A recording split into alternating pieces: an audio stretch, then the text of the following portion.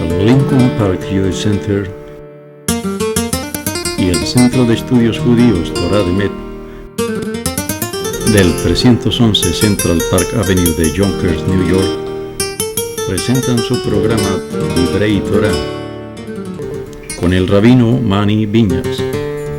Lo invitamos a visitar nuestro sitio web www.toratropical.com. Shalom.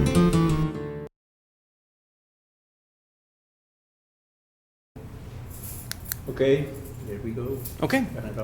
Estamos continuando con las biografías de ciertos rabinos sefaraditas y a través de las diferentes semanas estudiamos rabinos del pasado.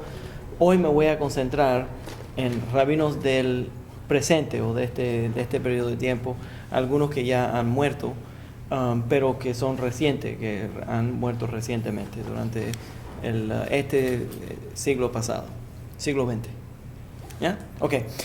El primero que quiero mencionar, porque lo encontré interesante, que la última vez, cuando estábamos hablando sobre el Baba Sali, no me acuerdo quién abrió la pregunta, pero se mencionó que había un rabino cabalista que se está circulando de que él había identificado al Mashiach y que había escrito que era Yeshua. Ese es Rav Kaduri. Se supone el movimiento mesiánico está ahora falsificando de que Rav Kaduri, tuve que buscarlo para ver lo que había, porque en el mundo judío eso no ha salido. Lo que ellos han inventado aquí, una cosa para calumniar al rabino Kaduri. Y lo encuentro interesante, pero voy a hablar sobre esto. Pero ese fue a quien dicen que identificó. Entonces voy a explicar un poco sobre eso. Pero Rav Kaduri era el sumo mekubal de la generación pasada, la generación anterior. Todo el mundo lo reconocía como el más alto cabalista de Israel, y todos los rabinos sefaraditas seguían las enseñanzas de Rav Kaduri, y también grandes comunidades ashkenazí seguían las enseñanzas de Rav Kaduri. Quiero dar un poquito sobre la experiencia de Rav Kaduri, y lo encuentro interesante. Yo creo que van a notar que en el mundo ashkenazí, la halajá, ya lo mencioné anteriormente, pero quiero repetirlo porque lo vamos a ver a través de las vidas que vamos a hablar ahora. En el mundo ashkenazí existe el rabino halájico y no muchos rabinos que son cabalistas. Pero cuando tienes un rabino cabalista, no es un rabino a donde uno va a preguntarle la halajá. Entonces, hay una gran separación, una gran diferencia entre halajá y kabbalah dentro del mundo ashkenazí.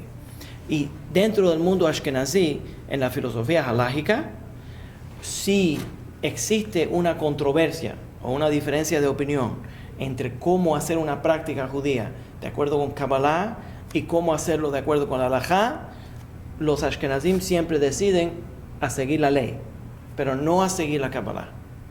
En el mundo sefaradita, esas controversias se resuelven enseguida porque nosotros ajustamos la ley a la Kabbalah. Y los rabinos que estudian halajá, también estudiamos Kabbalah. Entonces, a través de toda la vida, los rabinos sefaraditas estudiamos Kabbalah. Desde joven empezamos a estudiar Kabbalah. Y hay ciertos rabinos que desarrollan más talento en el mundo cabalístico, pero también están cómodos en el mundo de halajá. Y interesantemente, se ve más en el mundo sefaradita de la ley, que cuando los rabinos escriben un libro de halajá, muchas veces no solamente escriben opiniones legales para explicar la ley, pero también opiniones cabalistas para explicar la ley. Entonces se presenta una mezcla entre halajá y kabbalah. ¿Se entiende? Una pregunta. ¿Cuál es la diferencia entre la práctica de un judío rabino, vamos a poner un rabino, que se enfoque más en lo que es Kabbalah, diferente a que un judío que se enfoca más en halajá? En este momento no se me ocurre una diferencia, pero en práctica es lo que me estás preguntando, ¿no? Sí. En práctica. Sí. En este momento no se me ocurre, no lo puedo pensar. Pero si hay una diferencia, nosotros lo inclinamos a la idea cabalística. ¿Te puedo plantear una diferencia que... Si se te ocurre, I'll go for it. It'll be great. Y utilizar a menudo las prácticas meditativas de Abulafia. Ujú. Un cabalista haría eso, mientras un halajista no. No, un halajista nunca lo haría. Nunca lo haría. Pero yo creía que me estabas preguntando una práctica halágica que sea influenciada por No, Kabbalah. yo estoy hablando más como la vida No, ya. cotidiana, la Entonces, práctica te voy a cotidiana. hacer un ejemplo. El ejemplo sería cuando en Sukkot, cuando uno coge el lulav y etrog, las 4 especies, se unen las 4 especies y se mueven a las 6 diferentes direcciones. Si tienes práctica cabalista, se hace en cierta orden, y si tienes práctica halágica, se hace en otra orden. Ya entendí. Sí. ¿Se entiende la idea? Sí, yo sé. ¿Ya? Esa es la diferencia. ¿Ya? Entonces, eso nosotros siempre lo decidimos de esa manera, de acuerdo con Kabbalah. Ok. Entonces, Rav Kaduri, Yitzhak Kaduri, nació en murió enero 28 del año 2006. Ok. La gente no se sabe cuándo él nació, pero murió a veces. La gente decía que tenía 110 años y otros opinaban que tenía 118 años. Pero no saben exactamente qué edad tenía. Pero nació en Irak, en Bagdad. Era uno de los más grandes practicantes de Kabbalah, específicamente practicando los kavanot del Rashash. Los kavanot del Rashash, creando amuletos, dando bendiciones a las masas, recibiendo grandes números de personas que tenían problemas.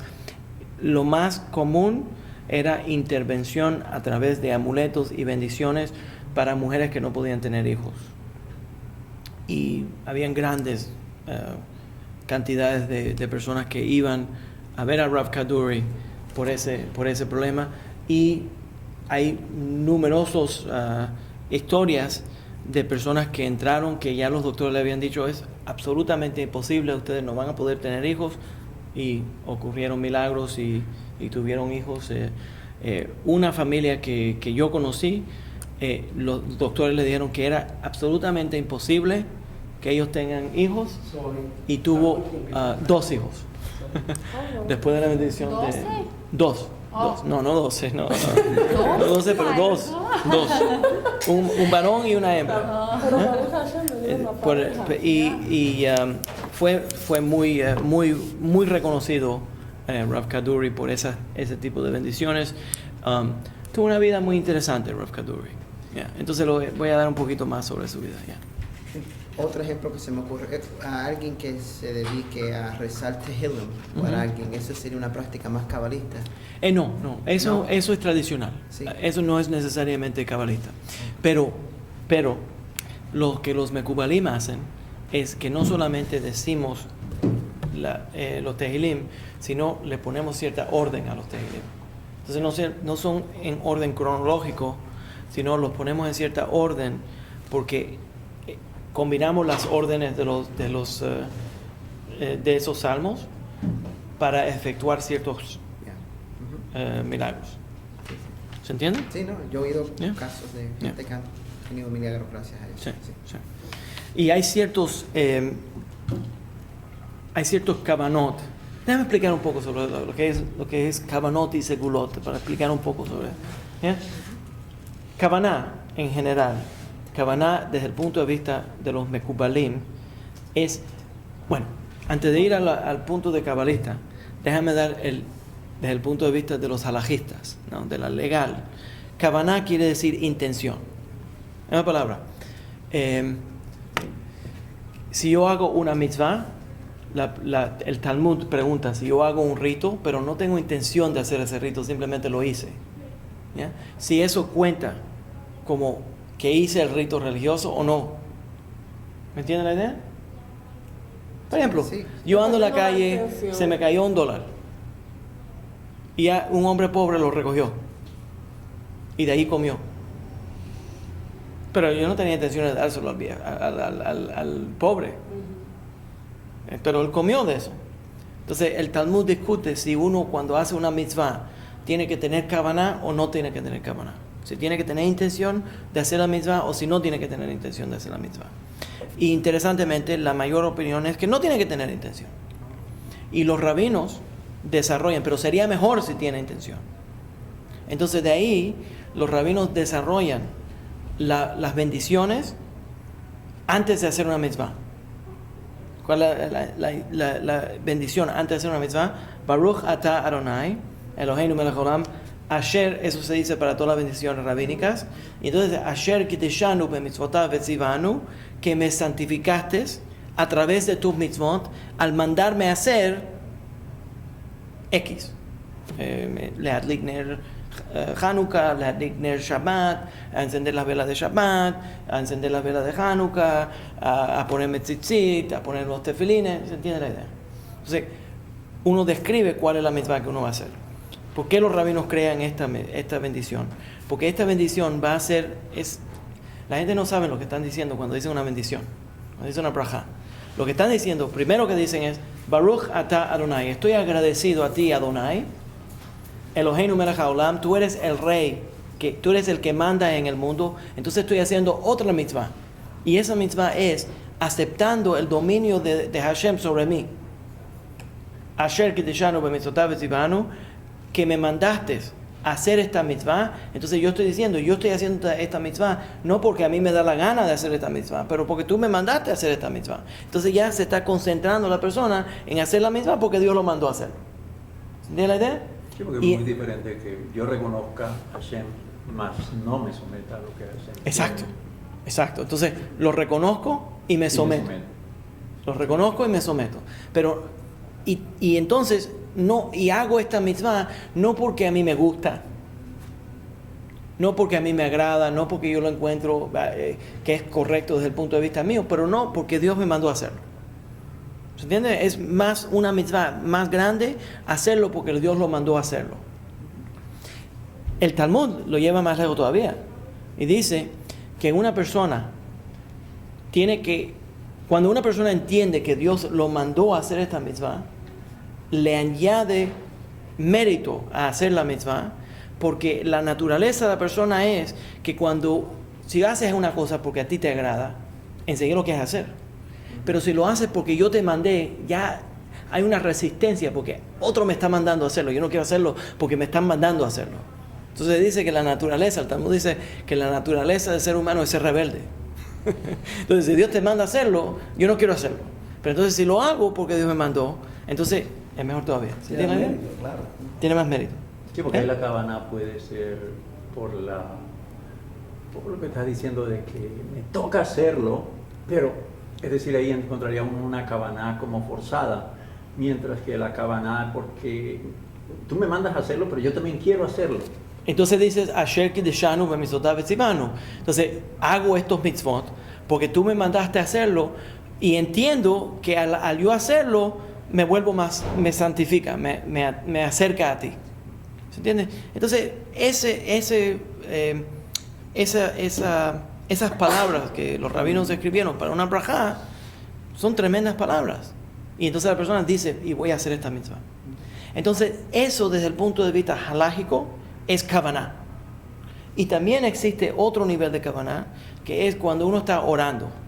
Entonces muchas veces las personas empiezan como un robot, ya se aprendieron, yo ya me conozco el sidur entero de memoria. Entonces pongo a decir, me pone y automáticamente estoy diciendo que el sidur, y si quiero puedo estar escribiendo una carta a mis amigos mientras yo estoy diciendo el sidur. ¿Me entiendes? O haciendo un plan de negocio mientras estoy diciendo el sidur. Sale el sidur aquí y está en la mente de otro lugar. No tengo que pagar la cuenta del teléfono y estoy pensando, ¿eh? Entonces, Eso sería mal. Entonces en la halajá, lo que la kavaná quiere decir es que durante las oraciones estoy concentrándome en las palabras, las intenciones de la oración. Eso es kavaná desde el punto de vista halájico. Pero hay kavanot, en la misma palabra, se usa en el círculo cabalista de otra forma. Y esos kavanot tienen aplicaciones diferentes. Entonces, la persona hace la mitzvah, y no sé si ustedes han visto, por ejemplo, en el Sidur, en muchos Sidurim, y especialmente los Sidurim sefaraditas, antes de hacer, porque los Ashkenazim sacaron toda esta brujería, le tienen miedo al vudú judío, entonces sacaron toda esa cosa, pero yo le digo el judo, ¿ya? Entonces sacaron todo eso, pero en práctica sefaradita es muy común, antes de hacer una mitzvah y antes de decir la braja, se hace un Leshem Yehud Kucha Berichu. Leshem Yehud Kucha Berichu es una meditación que nosotros llamamos kavanot. Entonces, meditación es kavaná desde el punto de vista cabalista, separadita, y decimos Leshem Yehud Kucha Berichu, yo estoy haciendo esto para reunificar las diferentes partes del nombre divino o de la presencia divina. Leshem Yehud Kucha Berichu, Ushchinte, y el santo bendito sea, y su Shekhinah. Entonces, lo que estás haciendo es reuniendo, y sí, para esto que siempre ven mis videos, lo pueden ver, yo hablé sobre el exilio de la Shekhinah en una de las clases de Kabbalah. Entonces, lo que la persona está haciendo es que está haciendo los mitzvot, mientras yo voy moviendo los brazos, ella va moviéndose más para allá. Entonces, está haciendo los mitzvot para crear un reencuentro entre la presencia divina y la Shekhinah. Entonces, hay ciertos mitzvot que nosotros hacemos esos mitzvot en cierta orden, con intención de efectuar cambios espirituales en el mundo espiritual, que afecta también al mundo físico. Déjame dar un ejemplo. Cuando yo me pongo tefilines, yo me pongo Rashi y Rabbeinu Tam a la misma vez. Rashi y Rabbeinu Tam. Los cintos que caen que es la Retzuah, el cinto que cae de la cabeza, los Ashkenazim se lo dejan colgando.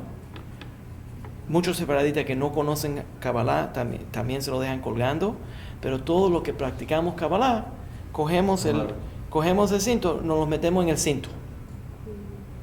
Lo enganchamos al cinto de la ropa. ¿Por qué?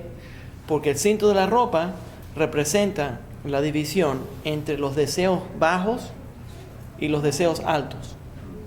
Entonces, ¿qué es lo que estamos haciendo?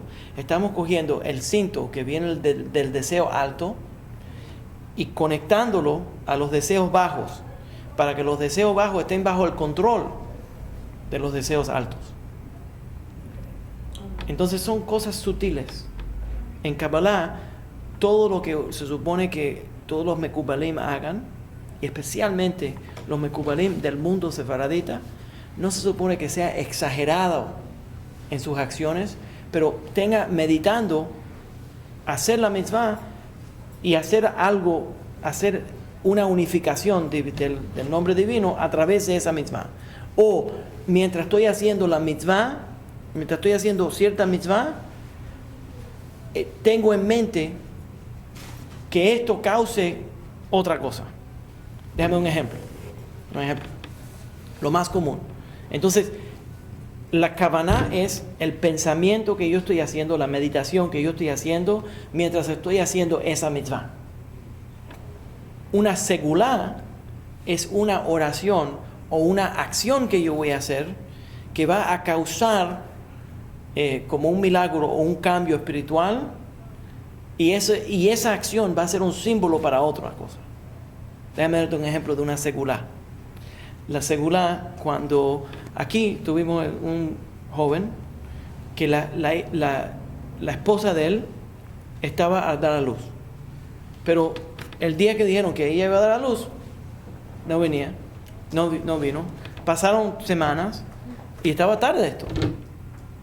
Entonces Shabbat le dije, este Shabbat tú subes al Aron HaKodesh, siguiendo las instrucciones de el Ari y el Jidá, Chaim David Azulay, y tú abres el arca, abres la cortina, sacas la Torá y se la das al hombre que la va a cargar.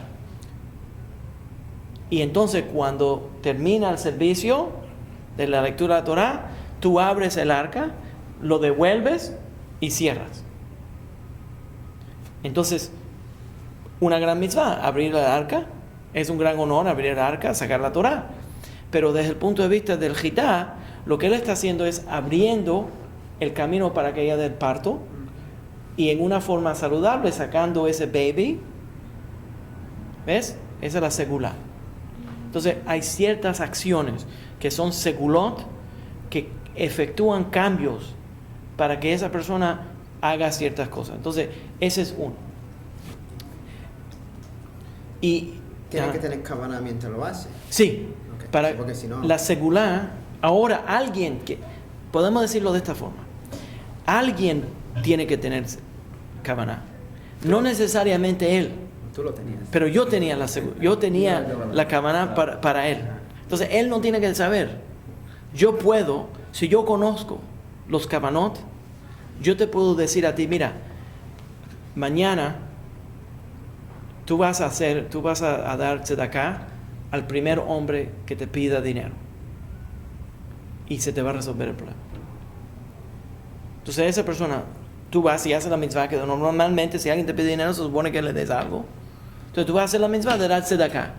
Pero yo hice una kavaná mientras estaba diciéndote esa segulá, y ahora está conectada la kavaná mía que yo aprendí de Jidá o de Arizal o de todo de cualquier otro mekubal, y entonces conecté esa kavaná a la segulá que tú vas a hacer, a la acción que tú vas a hacer.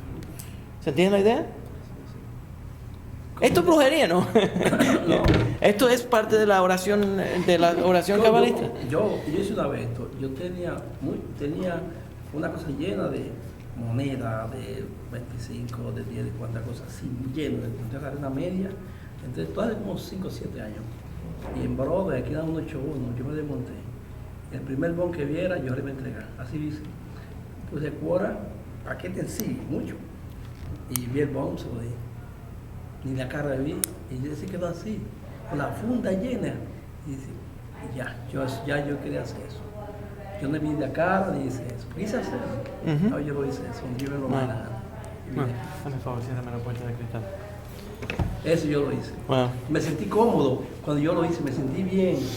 Déjame dar un ejemplo. Yo di recurso a alguien, pero... Déjame dar un ejemplo de una kavaná que se efectúa a través de tzedakah. ¿Ya? Lo más alto que uno puede hacer, ahí vamos a regresar entonces a la biografía en un momento.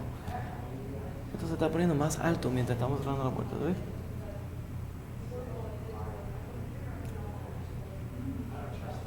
Es que están acá. Ya, déjame un momento. Ciérrame esa también. Ok, se movieron para Sí. Ok. Anyways, dame un ejemplo de esto. Parte de la teoría cabalista es que en el momento que el pueblo judío terminó en el exilio, el pueblo judío sale de la tierra de Israel y se esparce, se separa en todas las diferentes tierras, porque nosotros estamos físicamente, en una forma física, representando algo que ocurrió en el mundo espiritual. Y eso es que la mejor forma cabalística tradicional que lo puedo decir es que los seres humanos han llenado el mundo de tanto pecado que ya Dios no puede resistirnos. Entonces la presencia divina se ha desbaratado y ya no puede vivir en esta tierra. Te puedo agregar algo, si me permite. Sí.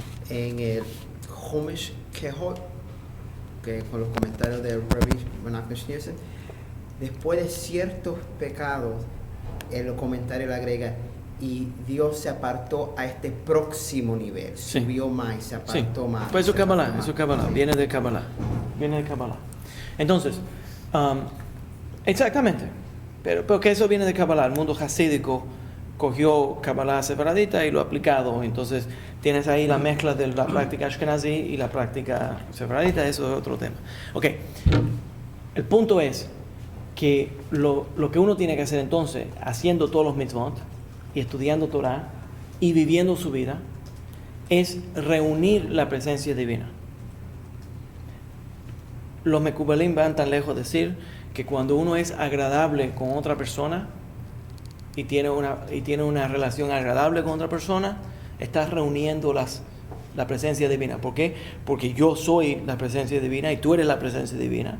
Y entonces, como cada uno de nosotros representamos diferentes elementos de la presencia divina, nosotros lo podemos reunir cuando estamos en una forma agradable. Una pareja, hombre y mujer, marido y casados, entonces cuando tienen relaciones íntimas, están creando la presencia divina. Se está reuniendo la presencia divina. That's why they say, oh my God. Entonces, ¿se entiende la idea? Se entiende. Y todos los mitzvot son con intención de crear este reencuentro de la presencia divina. Entonces, dame un ejemplo. El ejemplo de tzedakah. Entonces, la persona cuando va a dar tzedakah, ¿cuál es lo que tiene? Puedes tener la kavanah de que yo tengo que dar tzedakah porque Dios me mandó a dar tzedakah, me mandó a dar. O, entonces, los Mekubalim dice, ¿por qué no le añades otro nivel de kavanah? ¿Cuál es el nivel de kavanah? Reunir la presencia divina, el nombre de la presencia divina. Entonces, yo cojo el dólar. El dólar representa el yud. Lo pongo en la mano. La mano tiene 5 dedos. La letra Aleph, Bet, Gimel, Dalet, Hey. Entonces, cogiste el yud, que es 10, representa el yud, lo pusiste en 5. Extendiste el brazo, que es el Vav. La letra Vav es un palito. Sí, sí. Y el que recibió, lo recibió con sus 5 dedos. Eso es Yud, He, Vav, He. Reuniste el nombre divino. ¿Se entiende la idea? Sí. Entonces, cuando el Mekubal va a dar, ¿ya? Por eso que el Rabbi de Lubavitch, está usando el Rabbi de Lubavitch, muchos Mekubalim te dan algo. Cuando tú vienes a verlo, él te da algo y tú lo recibes. Enseguida que tú lo recibes, yo tenía algo en la mano que estaba en 5, los 5 dedos, extendí el Vav y tú lo recibiste con el He. Y entonces, de esa forma, reunimos la presencia divina. O se puede hacer tocando, simplemente dando la mano. Al dar la mano, enseguida se crea esa conexión de la presencia divina. ¿Se entiende la idea? Entonces, esos son kavanot, y la segulá es una acción específica o una oración específica que uno va a hacer, que va a efectuar un cambio. Ahora, hay otra forma de hacerlo también. Y esos son los amuletos, los kamea. Kamea es un objeto a donde la persona, el mekubal, va a hacer ciertas meditaciones y va a decir ciertas oraciones que y lo va a poner en este objeto y te va a dar ese objeto. Entonces, ese objeto, al tú recibirlos, ya está haciendo esa conexión del nombre divino. Pero también lo que él escribió en un pedazo de pergamino o un objeto específico, eso que él combinó, tiene ciertos nombres divinos. Y al tú recibir esos nombres divinos, entonces te añade como una vitamina espiritual que te va a resolver el problema. ¿Se entiende la idea? Entonces ciertos amuletos tienen dibujos, o un dibujo del nombre divino, una estrella de David, tiene ciertas líneas, ciertas rayas. Mientras él va combinando, este Mekubal va combinando esa estrella de David, esas rayas, esos símbolos, va poniendo ciertos nombres. Puede poner nombres divinos, puede poner nombres de ángeles. Él está llamando a través de su kavanah, a través de su meditación, está invocando a esos ángeles y lo está uniendo la energía que él hizo a través de la kavanah, lo pone en ese pergamino. Ese pergamino entonces está lleno de la energía, de la kavaná que ese hombre le puso a ese pergamino, la persona lo recibe y entonces tiene todos los kavanot que esa persona le puso a ese. Esas rayas se llaman seguir. Hay ciertas que son seguidas, sí. Hay otras que son diferentes. Él le pregunta si entonces habría forma de que alguien dijera que se relaciona con cierto tipo de idolatría. ¿Por qué? Pregunta él. ¿Por qué? ¿Cómo? Dame un ejemplo, no sé Por cómo. la cuestión de los amuletos se refiere. Sí, pero ¿por qué? Porque el amuleto el amuleto no es algo que uno le ora a ese amuleto. Entonces no puede ser un ídolo. Un ídolo es una cosa, es un objeto que representa a Dios. Entonces la persona le ora a ese objeto pensando que ese objeto es la presencia divina o que es Dios. Eso sería un ídolo. Pero esto no es eso. Esto es que cuando yo escribí este pergamino, yo tenía kavanot, tenía ciertas meditaciones. Esas vibraciones de los kavanot, mientras yo los escribí, entraron a este objeto. Entonces eso se vuelve un objeto que te ayuda a recibir la presencia divina. Entonces la persona no está orando a este objeto. ¿Entiendes? Como cuando escribimos una carta de amor. Correcto. Y, Sí, Correcto. vamos ahí, Ahora, metido todo el- también podemos mencionar aquí el amuleto más grande, la mezuzá. sí. El Rambam, por cierto, el Maimónides, no le gusta decir que la mezuzá es un amuleto. Escribe contra eso. Pero los Usted mecubales... no se un amuleto, ¿verdad? Sí, pero los... El escrito tiene una inscripción adentro. Claro que sí. Pero los mecubales dicen que la mezuzá es un amuleto. Y el Ari le añade hasta rayitas a ciertas letras. O aún los sisillot. No, déjame terminar la idea. Sí, los yo también, pero déjame terminar la idea. Pero le añade ciertos tagim a ciertas letras, y esos tagim que van en ciertas letras sirven como algo para conducir la presencia divina a ese objeto. Entonces, la razón que reacciono de esa forma es que entonces podríamos decir que un Sefer Torah es un ídolo. Pero no es un ídolo. Las cosas que son sagradas, porque algo sea sagrado, no quiere decir que es un ídolo. Un objeto puede ser sagrado porque está relacionado con Akadosh Baruj Hu. Y nosotros lo reconocemos que tiene cierto poder espiritual. Todo el mundo que está en la presencia de un Sefer Torah nunca consideraría que es un ídolo. Nadie le ora al Sefer Torah, pero cuando estamos en la presencia de un Sefer Torah nos paramos. Y si puedo agregar Sí, algo, yeah. si el mezuzá no es un ídolo, para demostrar más que no es un ídolo, cuando uno se muda lo deja ahí. Sí, bueno, a veces. Si es otro judío que se muda para allí, se deja. Pero si es un goy que se muda para allí, no se deja. Pero vamos a poner que se dejan, pero porque no tienen significado. Exacto. Eso se tira y se compran nuevos en la casa nueva. Exacto. Yo he oído que hasta trae mala suerte tráetelo, que se deben de dejar. Bueno, eso no. Pero eso- el punto es Yo he que encontrado, ¿sabes? Eso no es esto. Yeah. Yo he encontrado, principalmente en Riverdale, una vez un apartamento vacío que llegué, tiene la mezuzá que lo han dejado ahí. Sí. Es muy común. Es muy común. Pero no se hace por buena suerte o por mala suerte. No se mantiene. Ok, Pero entonces... sí se diferencia del amuleto no judío. Bueno, el amuleto no judío se vuelve un objeto pagano porque está relacionado a otros dioses. Hay dioses. Cualquier cosa que está relacionada a otro dios es una cosa pagana, que es Avodah Zarah. Avodah Zarah quiere decir servicio extranjero, un servicio a algo extranjero a lo de nosotros. ¿Se entiende? Pero vamos a ir más lejos. Ok, ¿quieres? Vamos a exagerar la cosa más todavía, porque ahora me va a sacar el guarapo este hombre. ¿Quién es el que me está preguntando ahí? Un médico Heider. Heider. Vamos a entretenerlo más todavía. ¿Nunca han oído de los mekubalim que pueden leer la palma? Bueno, yo la leía. ¿Ah? ¿No? Los mekubalim. Oh. Hay mekubalim que estudiamos cómo leer la palma. Estudiamos cómo leer la raya de la cara. Ya. Está en los libros de Kabbalah. Sí. Y también está en los libros de Kabbalah el horóscopo. El horóscopo. Claro que sí. Sí, claro que sí. Nosotros tenemos un sistema del horóscopo. No vamos a ver como Walter Mercado. No es de vuelta. Con mucho amor. Pero, lo hacemos con mucho amor. No.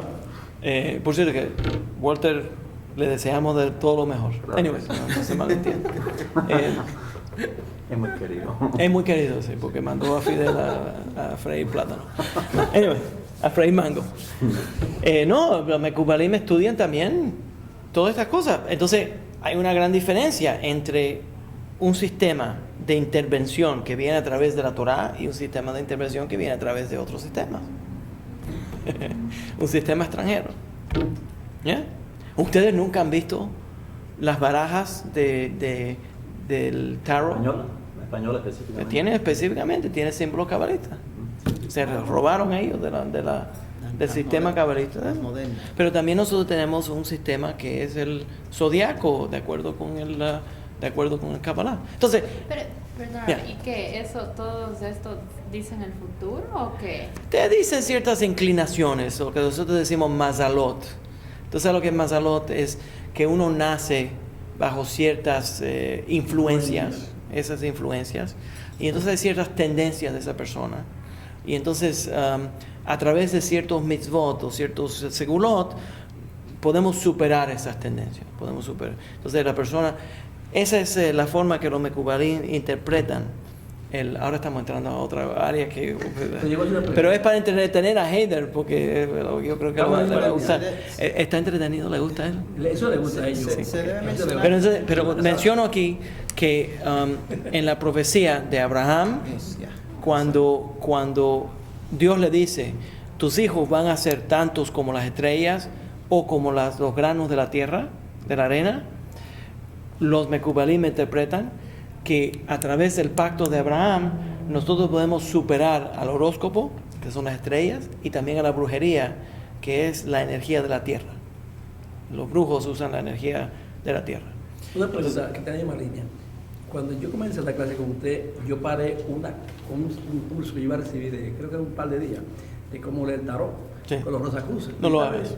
No lo hice. ¿Está bien que no lo hiciera? Yeah, correcto. Eso fue a raíz de con usted. Correcto, no lo hagas. Y yo iba a esto, y voy a parar esto. Yo no fui. No lo hagas. Porque no lo yo hagas. sé que iba a hacer esos seminarios, decían Sí. ustedes esas cosas y yo me paré. No lo hagas. Está bien, no lo hagas. Porque ellos hacen estas acciones a través de otras energías que no son positivas. Ok. Yeah.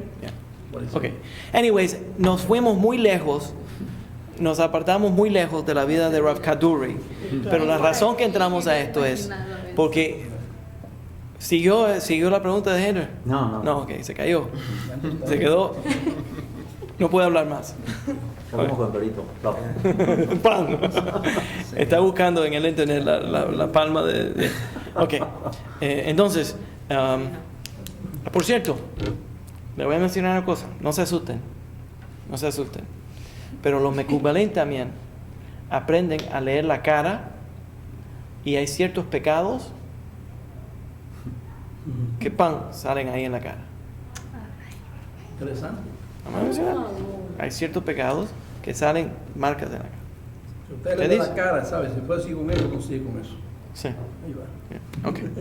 Entonces, Rav Kaduri, que estudió Kabbalah, entonces era muy famoso por recibir miles y miles de personas todos los días que iban a él a pedirle amuletos, bendiciones, segulot, y él lo hacía constantemente.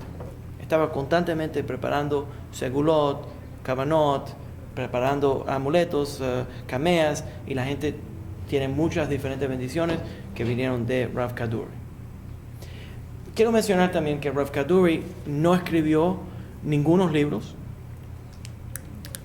Debería decir, no publicó libros, pero escribió libros que solamente sus estudiantes tienen acceso a esos libros. ¿Ya? Insistió que solamente los estudiantes de él tengan acceso a ellos. Empezó a estudiar Kabbalah a los 14 y a los 15 años. Y fue estudiante del Ben Ish Chai, de Rav Yosef Chaim de Bagdad, de Irak, que ya nosotros anteriormente hablamos del Ben Ish Hai, recuerdan con el hombre del turbante grande, ¿ya? Entonces, que uno debería de, todos los sefaraditas deberíamos de tener, si lo puede recomendar, que consigan una copia del libro del Ben Ish Hai y lo tengan en la casa. Yo sé que lo tienen traducido al inglés, no sé si hay una traducción al español. Yo tengo el Ben Ish Hai en mi oficina y también en la casa, porque es una guía básica dentro de la halajá.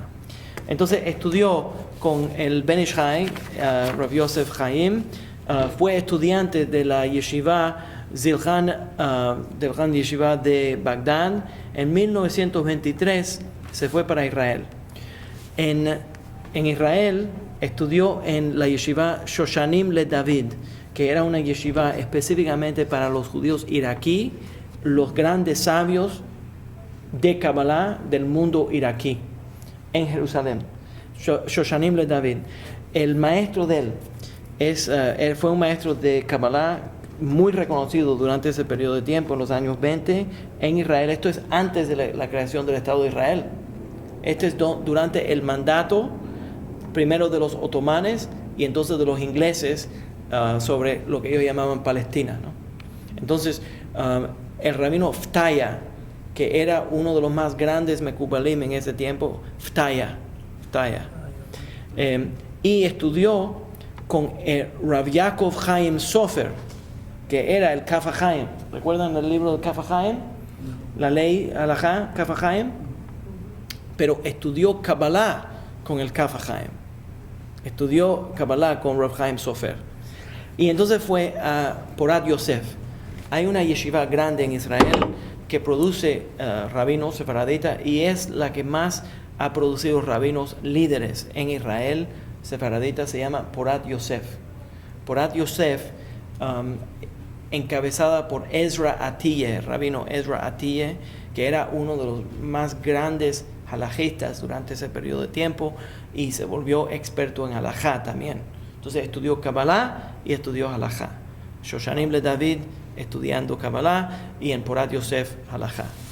En 1934, Porat Yosef le dio un trabajo especial a Rav Kaduri. Si nació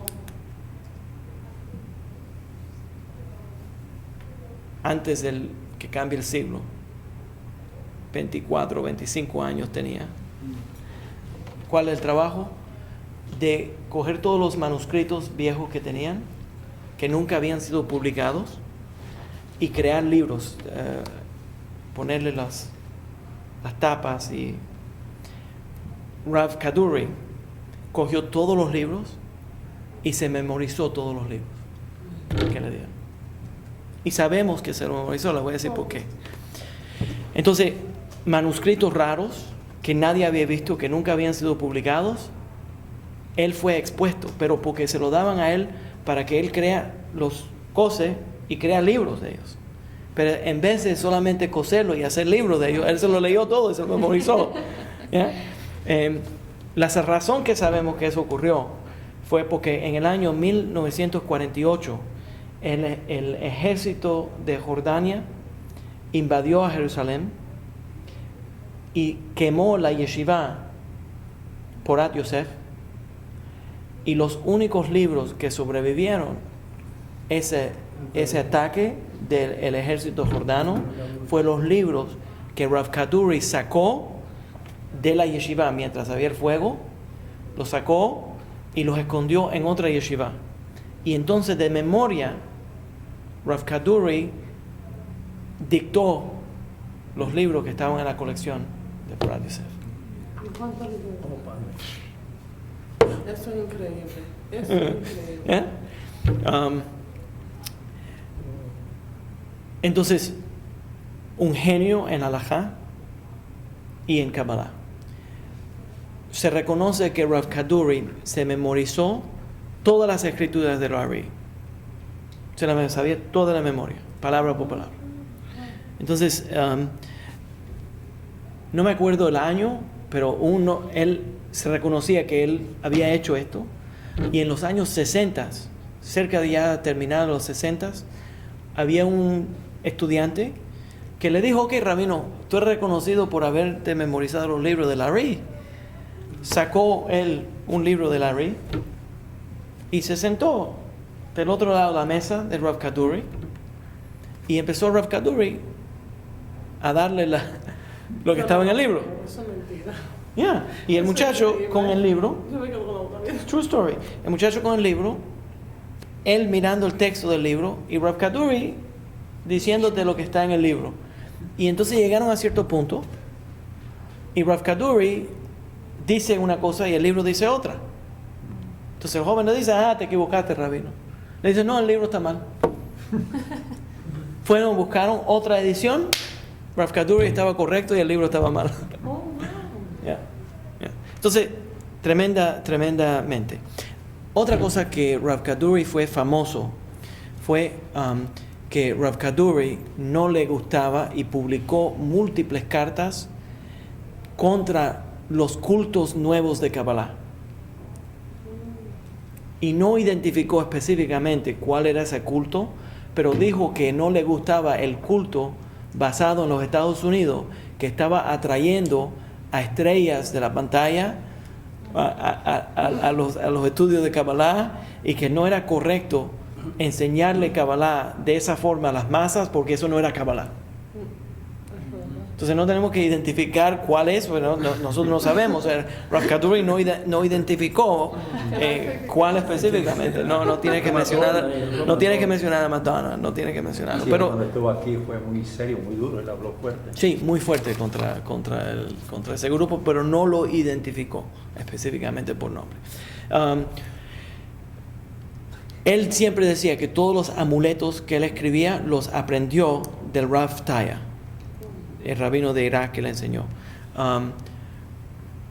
También el hijo de él fundó una yeshiva. Por cierto, el padre de Rav Kaduri era reconocido en Irak como uno de los grandes rabinos de Irak, pero nunca se dedicó al rabinato.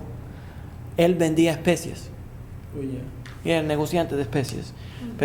Y Rav Kaduri nunca se dedicó a ser rabino, sino se dedicó a cuidar libros. Simplemente servía la biblioteca de la yeshiva y cosía los libros y los mantenía. Entonces nunca ejerció específicamente, nunca ejerció como rabino. Pero recibía miles y miles de personas. Exactamente. ¿Me entiendes? Entonces pero nunca recibió un salario por su trabajo como rabino. Y esa fue otra cosa importante, porque Rav Kaduri siempre estaba contrario a los mekubalim, los cabalistas, que andan ambulando a todos los diferentes pueblos, y entonces lo que hacen es que antes de ellos llegar a Nueva York, ponen un anuncio en todos los periódicos judíos: llega el sabio desde Jerusalén, y toda la gente empiezan a hacer citas especiales con él y le pagan a ese rabino y van y le dan dinero, y entonces él les da un amuleto. Y él castigaba mucho a los mekubalim, los supuestos mekubalim, que andaban de lugar en lugar colectando dinero por dar amuletos. Él nunca colectó dinero por dar amuletos. Tú vas a hacer una pregunta ahora bien relevante. La semana que viene, por una semana y media, viene un rabino de Israel. Hay que hacer cita, le da 10 minutos a cada persona para dar brajas, y eso a esto es lo que te refieres. Sí, no, eso no está mal que él se reúna con la gente, pero cuando requiere que le den dinero por reunirse con ellos, entonces hay un problema. Sí, yo no sé si hay intercambio de dinero, ¿Me no me he entiendes? enterado todavía. Exacto. Recibí el email. Pero es muy común. Hay grandes mekubalim que requieren ciertas cantidades para uno poder verlos. Okay. ¿Ya? I'll let you know. Y siempre tienen un número específico, porque es una gematría, porque se supone que esa es la luz, y tienen ahí una cosa ahí. Ahora, hay otra forma de mirarlo también, hay otra forma de verlo. Yo simplemente les estoy reportando lo que dijo Rav Kaduri, no quiere decir que yo... pero simplemente lo que está diciendo Rav Kaduri.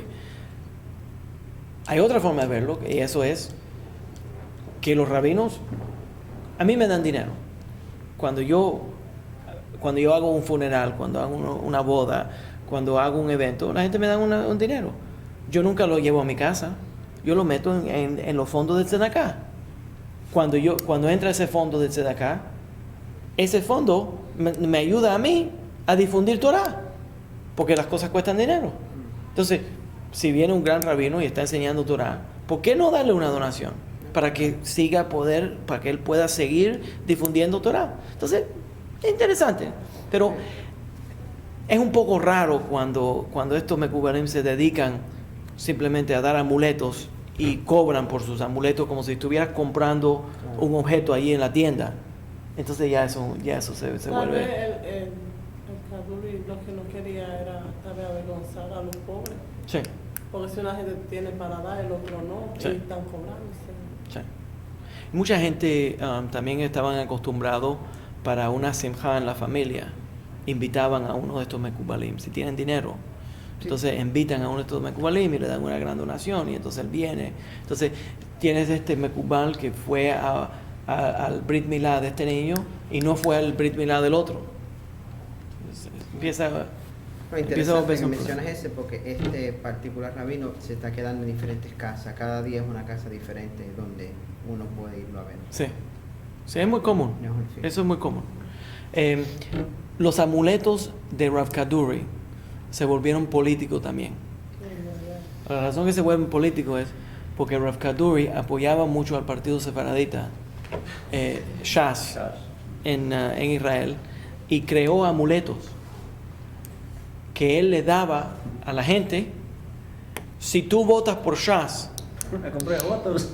si tú votas por Shas, tienes un amuleto de Rav Kaduri. ¿En serio? No. De verdad. De verdad. De verdad. Entonces, otra controversia de... Pero eso fue cuando estaba vivo. Cuando estaba vivo, absolutamente. Él lo hacía. Oh. Él los hacía. Él hacía esos ¿Y amuletos. ganaron o no? Claro, si ganamos, porque Rav Kaduri, si Rav Kaduri apoya algo, hay que votar como dice Rav Kaduri. Yeah. 1997, cuando Netanyahu fue a verlo,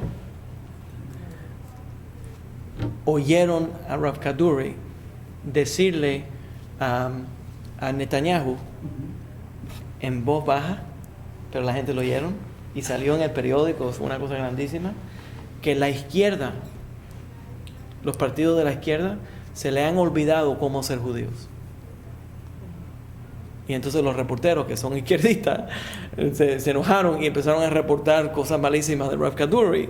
Pero en mi humilde opinión, yo no creo que está tan malo.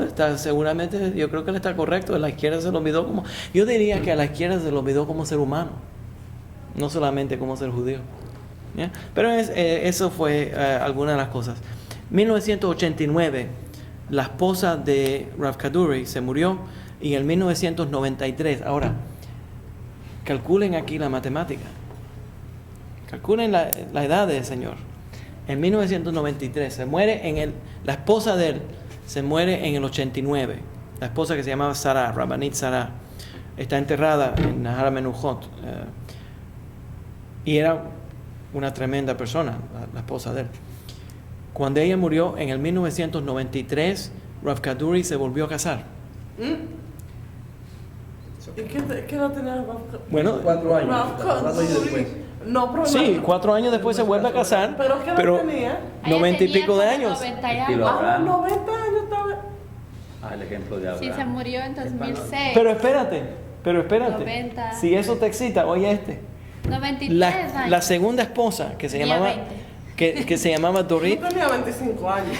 la Tenía segunda 20 esposa que tenía que se casó con él, la señora era una Balei Tshuva, Bala Tshuva, y era exactamente la mitad de la edad de él. Son Qué 45. chulería. Mira, 40 qué años. bien. Yo quiero mucho a Rav Kaduri, tú ves. That's what I'm talking about. Pero los rabinos se suponen que tengan una vida completa, porque no van a tener una vida Pero completa. yo no veo nada malo en eso, una mujer joven, ¿es verdad? Porque se va con una señora mayor. ¿Por qué no? también. Sí, pero la edad no es la edad, es el espíritu de la persona. Exactamente. Tampoco era una pepilla, ya 40 y pico. Pero para uno de 90. Ok, anyways, nada más lo menciono porque yo creo que es importante. Oh, Eh, interesante. el Ben Ish Chai en el 1908 le dio una bendición a Rav Kaduri, que hay diferentes opiniones cuál fue la bendición. Una de las versiones de la bendición que Ben Ish Chai le dio en el 1908 en Irak, en Bagdad, fue que iba a tener una vida larga, Arejat Yamim. Bien, Entonces, ¿verdad? y la tuvo. Otra bendición es que él antes de morirse, que él iba a ver al Mashiach, que él iba a ver al Mesías. Entonces, también él viajó aquí a los Estados Unidos y entre las cosas fue a ver a Lubavitcher Rebbe. Y una gran reunión entre Lubavitcher Rebbe y Rav Kaduri. Y los dos declararon que el tiempo del Mashiach está llegando, está muy cerca. Y los dos estaban de acuerdo que Rav Kaduri no llegaría al día de la muerte de Rav Kaduri sin él ver al Mashiach. Entonces, cuando ya él estaba muy viejo, Rav Kaduri entró a una meditación. Y en esa meditación vio al Mashiach. Y le preguntó al Mashiach que cuándo venía. Y el Mashiach le dijo cuándo iba a venir. Y Rav Kaduri, cuando fue a anunciar que había visto al Mashiach, ya lo dijo, que vio al Mashiach y que lo entrevistó y que le preguntó cuándo va a venir, y cuando fue a decir, no pudo decir. Tuvo un ataque y no pudo decir lo que pasó, y no pudo decir. Y murió ahí entonces. No, murió un poco tiempo después, Pero pero no pudo decir. sí, pero no pudo decir. O sea, que murió como... Ahora, llega a la pregunta que me hicieron en la última clase. Esa, creo que fue Shelley, ¿no? ¿Quién estaba aquí? Carla, no me acuerdo, una de ellas. ¿Quién fue la que me preguntó eso? Yo. ¿Tú fuiste la que me preguntó? Ok. No sé, te asigné el nombre de Carla. Ok. Esta gente de Sudamérica, una de estas mujeres de Sudamérica No, me pero preguntó. tienen un parecido a ti, son así. Sí, No, bueno, delgaditas, el la pelo otra así. muchacha también había oído lo Ya, que es verdad, yo que oí. estaban sentados ahí, right. Ok, pues entonces los cristianos han inventado aquí que él escribió el nombre del Mashiach que él entrevistó y que escribió Yeshua. Ah, Y entonces le presentaron a Rav David Kaduri, el hijo de él, que también es un reconocido mekubal, le presentaron este papel. Y dice, esa no es la mano de mi papá, eso no es nada, eso es alguien que inventó algo. Entonces ellos están circulando eso, falsificando de que Rav Kaduri, y es una cosa muy terrible, muy baja, de hacerle a un hombre que ya murió, tratando de decir que él no era, que él había aceptado a Yeshua o a Jesús como si sería el Mesías. Cuando al revés, siempre, todos los días de la vida, se dedicó a enseñar Torah. Sí, porque hay videos explícitos que dicen un rabino ortodoxo acepta al Mesías. Sí. Eso es completamente Eso es falso. ridículo, eso es ridículo. Eso es ridículo. Oh, sí, Ah, sí, Eso sí, es sí, absolutamente ridículo. Absolutamente ridículo. Absolutamente ridículo. Pero lo encuentro interesante porque nos revela el pensamiento de ese grupo. Ten cuidado con la cámara. Nos revela el pensamiento de ese grupo, que para ellos ser legítimos tienen que venir a nosotros. Qué interesante.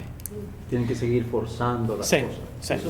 Si nosotros somos los que legitimamos Sí. claramente su existencia. Interesante, ¿verdad? Sí. Interesante.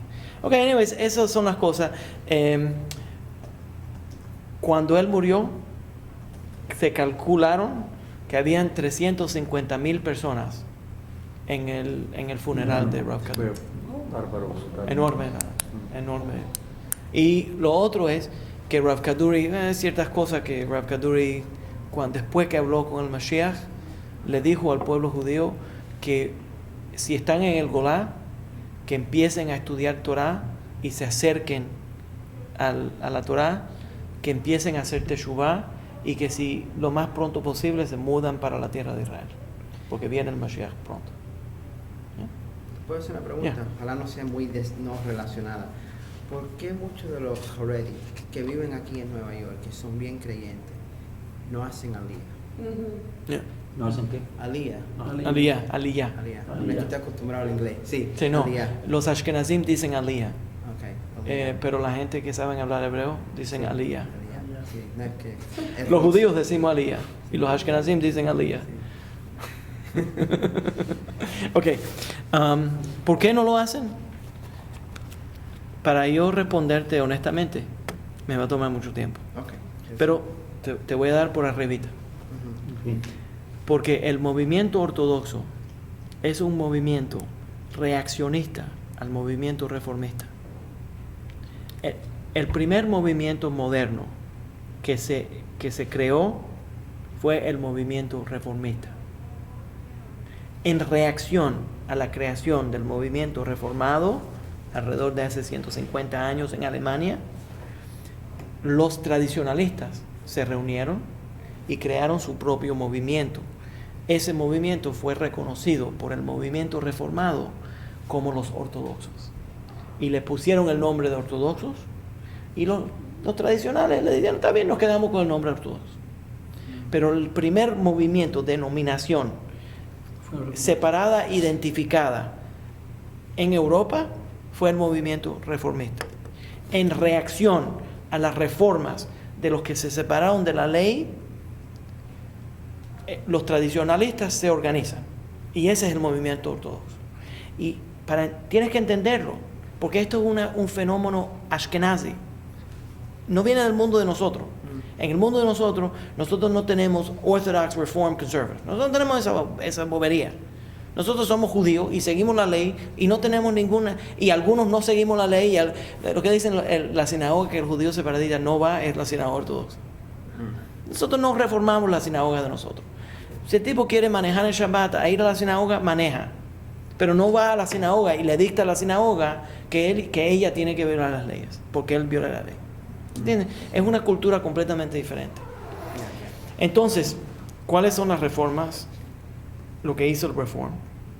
El movimiento reformado, hace 150 años, quitó Kashrut, Nidá, la ley de Kashrut, Nidá, que son las leyes de la menstruación, estrictamente Shabbat, no tiene que ser tan estricto del movimiento reformista, y mezcló los asientos en la sinagoga para copiar la iglesia luterana, y entonces y también no requiere que los niños tengan una educación formal judía.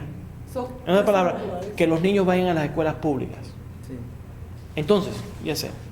Entonces, si piensas eso, que esas son las reformas, entonces te vas a entender por qué desde el punto de vista ortodoxo, esas son las 5 más importantes. Sí.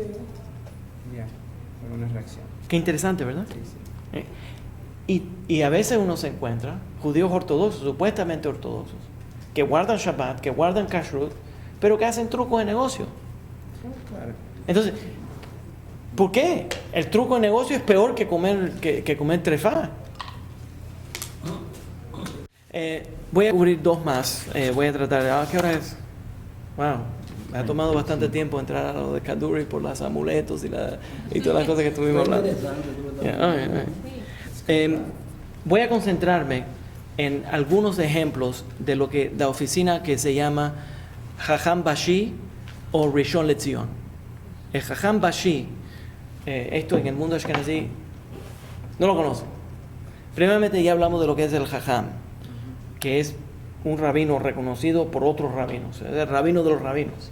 Y en el mundo separatista muchos rabinos se le llaman el Jajam. ¿Ya? El Jajam es una persona o que el rabinato lo acepta a este rabino como rabino de los rabinos, o la persona lo ha tomado como su consejero personal y dicen, voy a ir al Jajam a preguntarle al Jajam. Pero ellos le dieron el título de Jajam porque ese es el consejero personal mío. ¿Tienen la idea? Pero también existe otro nivel, que él es el Jajam Bashi, que quiere decir el sumo rabino de esa comunidad, casi siempre reconocida por un concilio de rabinos que ha votado, se unieron y votaron a aceptar a ese rabino como el rabino de ellos. ¿Ya? O el rabino oficial o extraoficial reconocido por el gobierno, a veces gentil, a veces el gobierno judío de un área, y lo reconocen como el rabino principal. A veces es oficial y a veces es extraoficial. Entonces, un grupo del gobierno, si piensan en un rabino, a ese es el que vamos a llamar. Entonces, ese es el rabino, el sumo rabino de ese área. ¿Se entiende la idea? Por cierto, habían 2 rabinos que yo conocía, que, de verdad, la política entre rabinos es increíble. En Pittsburgh, habían 2 rabinos, ya tenían 70 años. Una en una sinagoga, el otro en otra sinagoga. Y se forma la discusión de cuál era el rabino más importante en ese pueblo. Y el rabino le dijo, está bien, ¿sabes lo que yo voy a hacer? Para determinarlo. Yo voy a escribir una carta y le pongo Chief Rabbi of Pittsburgh. To the Chief Rabbi of Pittsburgh, le ponemos un sello y vamos a ver a quién la correspondencia de la manda. Si te la mandan a ti, tú eres el Chief Rabbi. Si me la mandan a mí, yo soy el Chief Rabbi. ¿Te imaginas? Y así como determinaron quién era el Chief Rabbi. Uno de ellos, el que mandó la carta. Parece que él tiene más amigos en el correo. Anyways, el punto es que, pero a veces el gobierno específicamente escoge el rabino. ¿Me entiendes? Y en el mundo sefaradita se llamaban los rabinos Jajam Bashi, normalmente entre los otomanes, y en el mundo que tenía toda esa influencia del Medio Oeste, se llamaba el Jajam Bashi, que quiere decir el rabino principal. Y casi siempre los sultanes musulmanes reconocían a ese rabino como el rabino importante de la comunidad judía. Y él era el que negociaba con el sultán casi siempre, para tratar de suavizar las cosas, para poner al pueblo judío en una posición mejor. No es para halagarme, pero les cuento que cuando yo voy a la alcaldía, yo entro a la alcaldía con interés de representar a los judíos de Yonkers. Cuando yo entro al Westchester Council, yo entro a propósito representándome como el rabino de este área, con intención de crear mejor conexiones entre las personas. Entonces, es tradicional, muy común. Ahora, el rabino de la tierra de Israel se llamaba el Jajam Bashi y el Rishon LeZion, el primero de Sion, el más alto de Sion. Entonces, antes de que vinieron los rabinos ashkenazí y aceptaron el título de sumo rabino de Chief Rabbi, nosotros ya teníamos, a través de los otomanes, el sultán de los otomanes reconocía a cierto rabino como el sumo rabino de Jerusalén. ¿Ya? Entonces, tenemos por siglos el rabinato de la tierra de Israel. Y por cierto, déjenme mencionarles que al principio cuando empezaron a venir los judíos de Europa a vivir en la tierra de Israel, el primer arreglo que hicieron fue que aceptaron que la ley de la tierra de Israel sería de acuerdo con el rabinato sefaradita. Y luego cuando empezaron, y esas fueron las comunidades de judíos ashkenazí que se mudaron para la tierra de Israel para establecer comunidades judías europeas en Israel. Ellos aceptaron que el liderazgo de la tierra de Israel sería el rabinato sefaradita y que la ley se aplicaría de acuerdo con el rabinato sefaradita. Y luego, cuando empezaron a crecer en política, en poder político y en números, crearon su propio rabinato, rompiendo su propio arreglo. Pero nada más para mencionarlo porque es interesante ahora, políticamente. ¿quién está? La tienes a Shlomo Amar y Yonah Metzger. Entonces ahora políticamente el gobierno de Israel reconoce un sumo rabino ashkenazí y un sumo rabino sefaradita. Yeah. Tienes uno de cada uno. Yeah. Ok, entonces el primer Rishon LeZion se llamaba Jacob Meir, y él fue el primer rabino Rishon LeZion bajo el mandato inglés, y el mandato inglés llamaba a la tierra de Israel Palestina. Entonces esto es antes de la creación del Estado de Israel. Nació en Jerusalén, hijo de Caleb Mercado. Sefaradita. Walter Mercado. Hablando de Walter Mercado, ¿ves? ¿Ves? Regresamos. Gracias. Por eso que yo siento tanto amor por él. Anyways, entonces, en 1882, este rabino Yaakov Meir lo mandaron para Bujaria. El rabinato de Israel lo mandaron a Bujaria. Vivió en Bujaria por un periodo de tiempo. Regresó y convenció a los judíos de Bujaria, un gran número de ellos, que se mude de Bujaria y vayan para la tierra de Israel. Ya en el 1882 existía un rabinato sefaradita dentro de la tierra de Israel que estaba tratando de promover el sionismo. Que la gente se vaya del Golá y vayan a la tierra de Israel. Esto es mucho antes de que los europeos empiezan a crear el movimiento sionista secular y ya nosotros teníamos eso por la razón de Kabbalah. En 1899, Yaakov Meir se vuelve el segundo del Bet Din del rabino Rafael Isaac en Israel.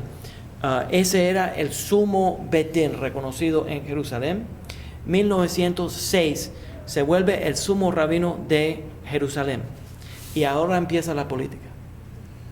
Ahora, esta es la razón que lo menciono. A mí me gusta esto. Deciden que lo van a poner como el sumo rabino de la ciudad de Jerusalén, pero entonces es votado de la posición a través de un veto del Jajam Bashi de Constantinopla. ¿Y por qué?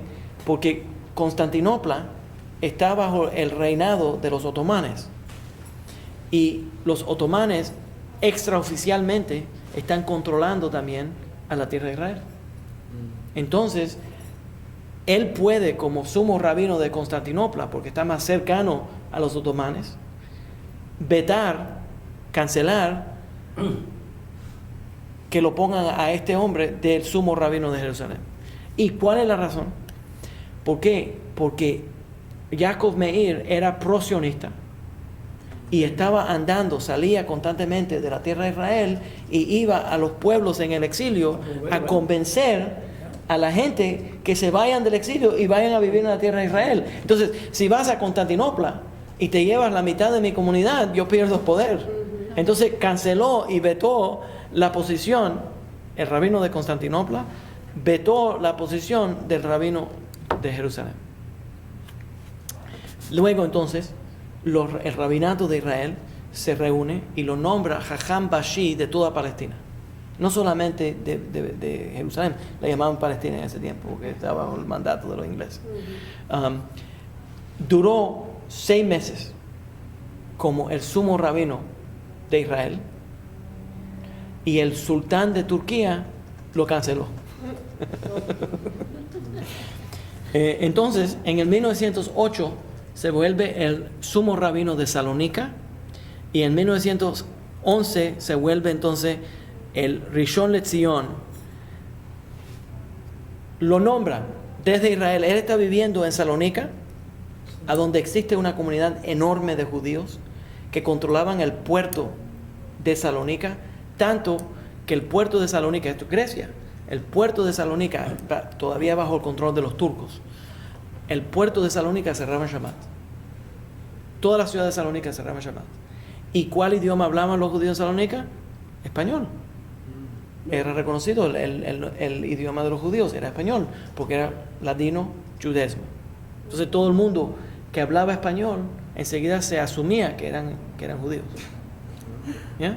En Salónica. Yo conocí a una señora que llegó, que era cubana, pero que había nacido en Salónica, y se la llevaron ya madura para La Habana. Y cuando llegó a La Habana, en el puerto de La Habana, le dice a su hijo que había vivido en Cuba y la trajo de Salónica, le dice: ¿y todo el mundo en este país es judío?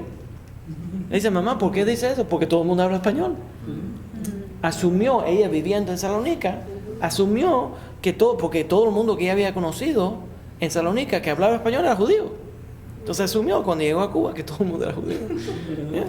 Entonces, 1921, en el 1911, él estaba en Salónica y lo nombran de nuevo el sumo rabino de Israel, pero la comunidad de Salónica no le permitió que se vaya para Israel, porque lo necesitaban en Salónica. Entonces se quedó prisionero en Salónica. Estamos hablando de Rabbi Yaakov Meir. Jacob Meir. Ok. Yaakov Meir, el primer rabino de Rishon LeZion, oficial sumo rabino de Israel. Pero lo menciono por la política de este proceso, ¿ya? Entonces, en 1921 lo nombran de nuevo el sumo rabino de toda la tierra de Israel, llamado en Palestina, porque todavía no se había declarado el Estado, y fue el sumo rabino sefaradita Rishon LeZion de Israel el Estado de Israel, antes del Estado de Israel. Una de las contribuciones de él es dos grandes contribuciones. La primera fue que él fue la oficina religiosa que ayudó a reinstituir el idioma del hebreo como un idioma común. Déjame explicar por qué lo menciono. Hasta el 1920 el idioma del hebreo no se hablaba. El idioma del hebreo se estudiaba, se leía y se traducía, pero en palabras comunes no se usaba.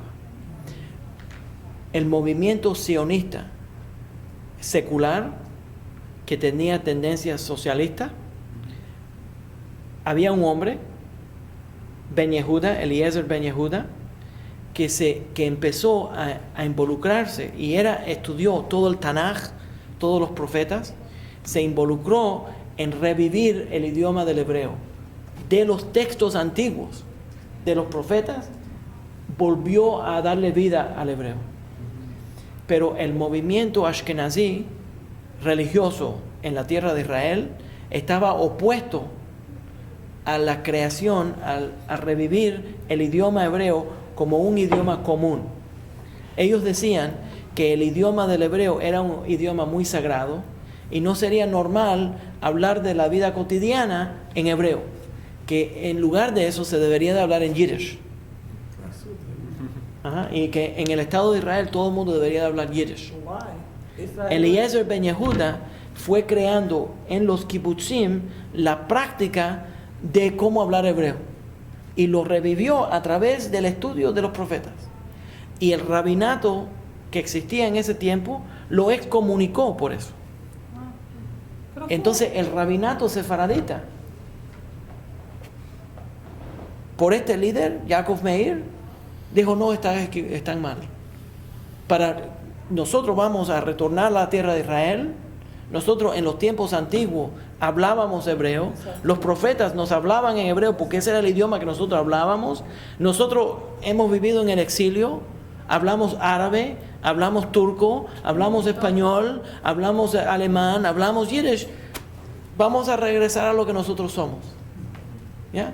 Entonces mucha gente que venían de Europa, que creían en esta idea, que es una idea que tiene sentido, se cambiaban el nombre, dejaban el nombre del exilio y se cambiaban el nombre. Por ejemplo, Moshe Dayan y Golda Meir no eran los nombres originales de ellos. Ellos se cambiaron los nombres. Ella era Meyerson y se cambió el nombre para Golda Meir, ¿ya? Entonces David Ben Gurion, todos ellos se cambiaban los nombres del exilio y se ponían nombres en hebreo. Entonces Yaakov Meir era uno de los grandes apoyadores de esa idea. Segundo fue que también tenemos extant las cartas que Yaakov Meir le escribió a la comunidad musulmana, a la comunidad árabe, tratando de crear paz. Y él los publicó luego en un libro que se llamaban Cartas de Amistad y Hermandad. Y el problema fue que en los años 20, cuando empezó la comunidad judía a mudarse para la tierra de Israel, los árabes nos atacaron y mataron muchísimos judíos en la tierra de Israel. Entonces hoy en día, cuando te digan que la razón que tenemos guerra con los musulmanes es por la declaración del Estado de Israel, le pueden responder que en los años 20 también nos atacaron. Es que no quieren que nosotros vivamos en la tierra de Israel. Ellos quieren control completo de la tierra de Israel, ¿ya? Entonces, lo más importante que quiero mencionar aquí es que Yaakov Meir, primeramente, establece esta línea reconocida por el gobierno como el Rishon LeZion en la línea de los sefaraditas. Pero ya existía entre los sultanes de los otomanes el reconocimiento de ciertos rabinos del mundo sefaradita que eran los sumos rabinos de la tierra de Israel, reconocidos por los sultanes de los otomanes. Pero esto es más antes de la declaración del Estado de Israel. ¿Ya? ¿Y tienen paciencia por uno más? ¿O deberíamos, de verdad? ¿O uno más? ¿Uno más? Ok, uno más. La razón que quiero añadir es Rabino Ben Zion Meir Chai Uziel. Uziel es uno de mis favoritos rabinos en la línea de los rabinos modernos de la tierra de Israel, del rabinato de Israel. Chai Uziel, 1880 a 1953. El sumo rabino sefaradita desde el 1939 al 48. En 48 fue la declaración del Estado de Israel. Entonces es durante el mandato de los ingleses en la tierra de Israel. Él es el hijo del rabino Yosef Rafael sefaradita Av Bet Din, en que encabeza la corte rabínica de Jerusalén. Chai Uziel es una persona muy especial. A los 20 años de edad fundó su propia yeshiva, Mahazikei Torah, y esa yeshiva que él fundó era para darle conocimiento de Torah a jóvenes sefaraditas. Entonces él crea su propia yeshiva y empieza a reclutar jóvenes sefaraditas para que vayan a estudiar con él. 1911 lo nombran Jajam Bashi de Jaffa, la ciudad de Jaffa, y en ese tiempo él crea un acercamiento con Rav Kook. Rav Kook es reconocido muy popularmente en el mundo ashkenazí y toma el mismo tipo de posición. Entonces tienes Rav Uziel encabezando la comunidad sefaradita y Rav Kook encabezando la comunidad ashkenazí. Y los dos tienen en común que representan un movimiento dentro de la tierra de Israel que desafortunadamente no se habla mucho, pero tiene muchísimo poder. Porque hay dos elementos que desafortunadamente están dándole de menos a este poder y no se habla de él. Uno es el elemento socialista, secular dentro de la tierra de Israel, que quiere dibujar una historia que no existe. Y eso es que la gente que fundaron el Estado de Israel no eran religiosos, eran antirreligiosos. Algunos de ellos no eran religiosos, algunos de ellos eran antirreligiosos. Y que los religiosos eran contrarios al establecimiento del Estado de Israel moderno. Y entonces, enseguida que ellos sacan eso, sacan al Neturei Karta, a los Hasidim que están contrarios al Estado de Israel, y dicen, miren, aquí los rabinos ortodoxos son contrarios al Estado de Israel. Y los judíos ortodoxos no sirven en el ejército de Israel. Y los judíos ortodoxos no dan dinero Pero no es verdad. Desde el principio, el primer movimiento organizado de retorno a la tierra de Israel era religioso. El que fundó en el mundo ashkenazí, el primer movimiento que se llamaba Jovevei Zion, los amantes de Zion, fue un rabino ortodoxo que empezó una finca en Rusia para enseñarle a los judíos cómo trabajar la tierra para que se puedan mudar para la tierra de Israel. ¿Ya? Entonces, ese es un grupo que está contrario. Y entonces el otro grupo extremista, entonces tiene extremistas a la derecha y a la izquierda. Entonces, a la derecha tenemos los judíos ultraortodoxos que son contrarios a la creación del Estado de Israel, un Estado de Israel moderno. Pero la verdad es que hay un gran segmento en el mundo ortodoxo que son nacionalistas religiosos.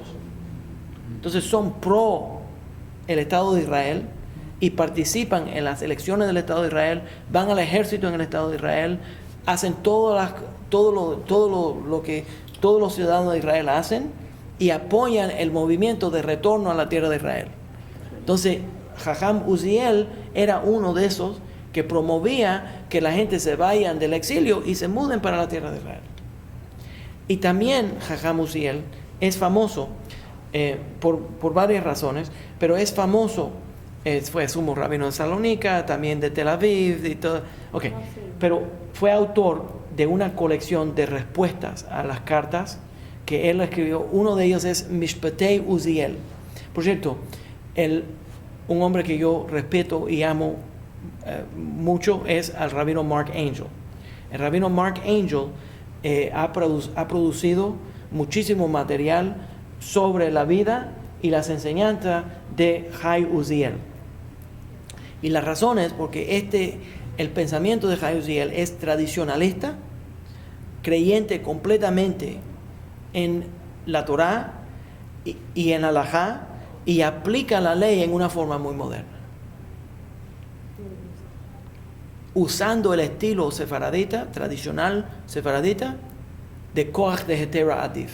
Quiere decir que el rabino que más sabe la ley sabe cómo incluir y permitir, y el rabino que excluye y prohíbe normalmente es porque no sabe la ley.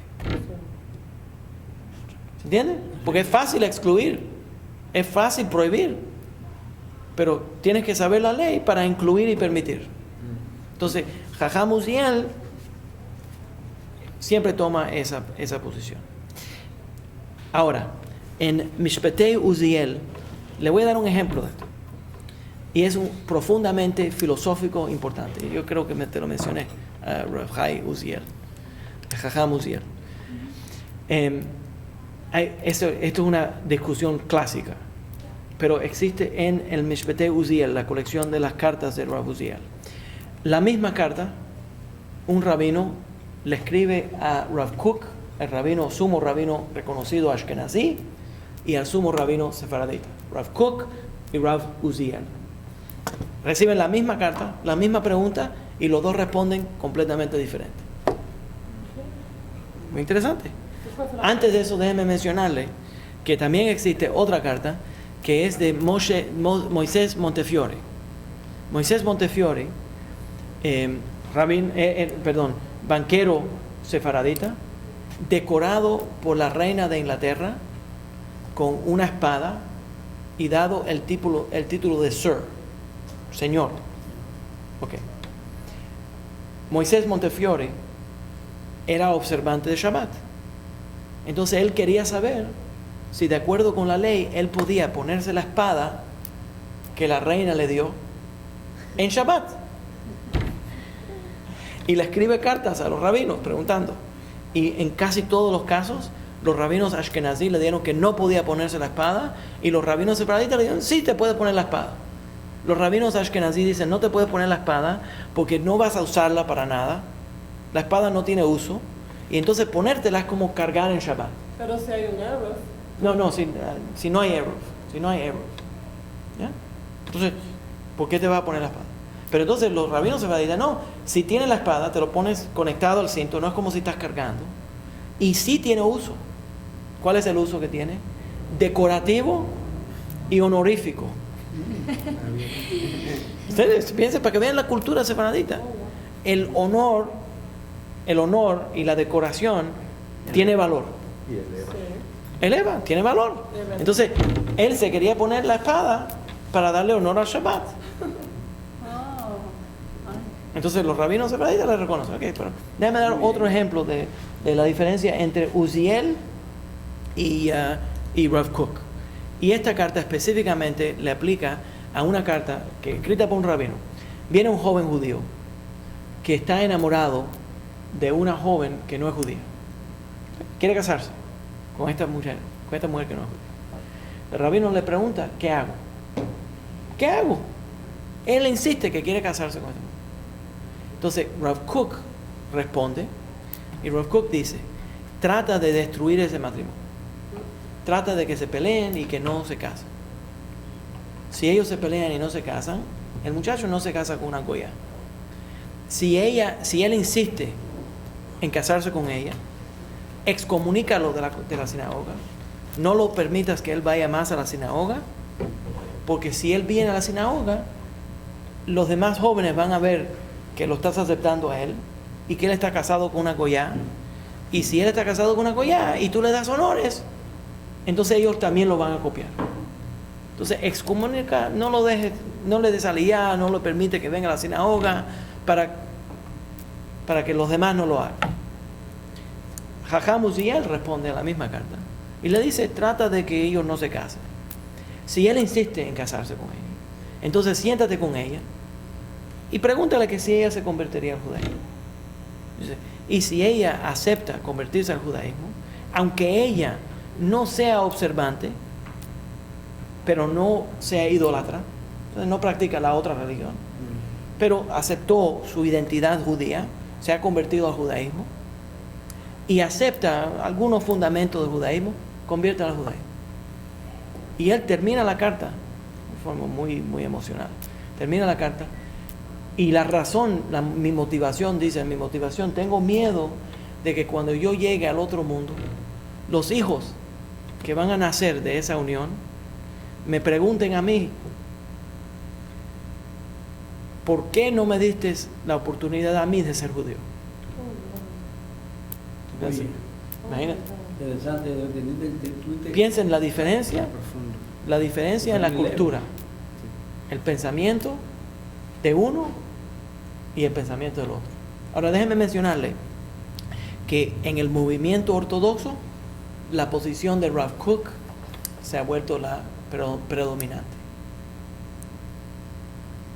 Y tenemos hoy en día en los Estados Unidos más del 65% de los judíos americanos se están casando con personas fuera de la fe judía. Entonces eso no ha funcionado. Eso no ha funcionado. La posición de Rav Uziel, nunca, ninguna comunidad la ha practicado menos en ciertos instantes. Interesantemente, le quiero mencionar también que el rabinato de las comunidades sirias reaccionó muy fuerte a la decisión de Rav Uziel y escribieron una takaná, un decreto contra los kerim, contra los convertidos, porque no querían aceptar esta idea de Rav Uziel, la rechazaron y escribieron que nunca aceptarían a ningún convertido, porque la gente estaban haciendo conversiones y eran por matrimonio, eran en relación al matrimonio. Ahora déjenme mencionarles que el Talmud y el Halajá reconoce que en los tiempos antiguos la gente se convertía para casarse y el Talmud acepta, pero hoy en día se ha vuelto un problema político. Pero nada más le presento la diferencia porque para que vean el pensamiento de Jajam Uziel, el pensamiento de Uziel. También el pensamiento de Jai Uziel era un pensamiento de crear un estado que sea religioso, a donde la gente que no son religiosas pueden vivir cómodamente. Y en el pensamiento, la filosofía del movimiento de Rav Kook es crear una separación entre el mundo religioso y el mundo no religioso, para no crear para que no se contamine el mundo religioso con las personas que no son religiosas. En el pensamiento de Uziel tiene que haber un intercambio constante entre los judíos que son observantes y los judíos que no son observantes. ¿Se entiende la idea? Eso es un gran cambio filosófico importante. Y la razón que lo menciono es porque si entonces entendemos lo que es la historia, ¿ya? Y no estoy tratando de ser racista, pero es mi deber exponer la posición sefaradita, porque yo soy sefaradita y yo actúo de acuerdo con la filosofía sefaradita. La filosofía sefaradita es inclusiva, no exclusiva. La filosofía sefaradita es encontrar una manera de incluir a los demás, de no decir que ellos no son religiosos, buscar una forma de que de lo que ellos estén haciendo sea todavía dentro de las normas de la aceptabilidad. ¿Se entiende la idea? Eso se llama mezake et harabim, encontrar una forma de acercarlos a la Torá, de que no sean tan alejados de la Torá, ¿ya? Entonces, esto es auténticamente sefaradita. Vivir una vida a donde nosotros estamos permitiendo que la gente... Nosotros aplicamos constantemente lo que nosotros llamamos el Heskat Kashrut. El Heskat Kashrut, que desafortunadamente no se ve hoy en día. El Heskat Kashrut es así. Llega una persona a la sinagoga, se pone una kippah, está leyendo del Sidur, se pone un talit. Podemos asumir que es judío. No tenemos que ir a buscar que si abuelo, que si madre, que si empezar a buscarle el tatarabuelo, que si tenemos genealogía, que si puede comprobar, que si... No, asumimos. Me ocurrió a mí aquí. Llegó un señor de la raza negra, alto, prieto. O sea, ya olvídate, si es fuerte y es prieto, ya no puede ser judío. Entonces llega con un kippah, con el talit, con un sidur. Empieza a leer perfectamente el hebreo. Le pregunto su nombre, me dice que es Uri. Te pone el talit, sabe ponerse el talit, sabe orar. Me dice que es Uri.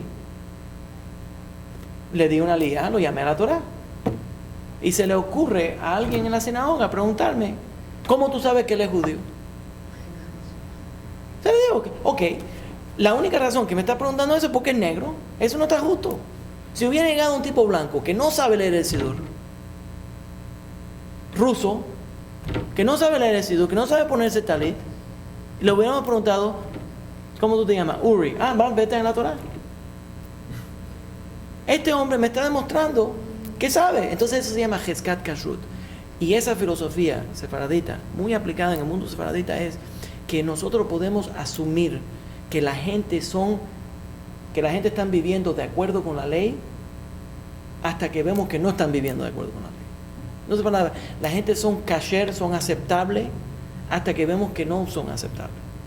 Pero la Torah te manda a juzgar favorablemente. Exactamente. En otras palabras, yo miro, estoy orando, miro para atrás y hay 15 hombres. Yo no voy a bajarme de la bimá a ver si esos 15 hombres, a ver si 10 de ellos son judíos de nacimiento, o si las conversiones de ellos son aceptadas o si no son aceptadas. La ley Heskat Kashrut quiere decir que asumimos. Si hay un grupo de hombres que todos están allí, a menos que yo sepa que no son judíos, si yo veo eso y yo no los conozco, yo puedo asumir, cuando voy a la sinagoga, yo puedo asumir que todos son judíos. A menos que uno de ellos me diga, no, yo no soy judío, o yo quiero convertirme. Entonces sabemos que esa persona no cuenta para el minyan. Pero de vista no se puede juzgar que si es judío, que si no es judío, que si esta conversión, que si la otra conversión. No, cuando veo una persona que está observando la Torah, que es Shomer Shabbat, esa es la filosofía judía. Esa es la filosofía sefaradita. La filosofía sefaradita es que nosotros lo que hacemos es incluimos lo más posible a toda la comunidad. Es una pregunta respecto a este tema. ¿Es verdad que Abraham Avinu nació en lo que actualmente se llama hoy Irán? No, sería Irak. Irán, sí. Irak, sí. La gente de esa región tiene una fisonomía que ya conocemos como es. Uh-huh. ¿Ya? Se supone que él entonces es el padre de todos nosotros y tiene sus hijos y bueno. Entonces la pregunta que yo he hecho a amistades sefardistas, solamente amistades sefardistas de Persia, de Irán, ¿de dónde vienen las personas judías con pelo rojo y ojos verdes? Uh-huh. Ok, primeramente déjame analizar tu pregunta.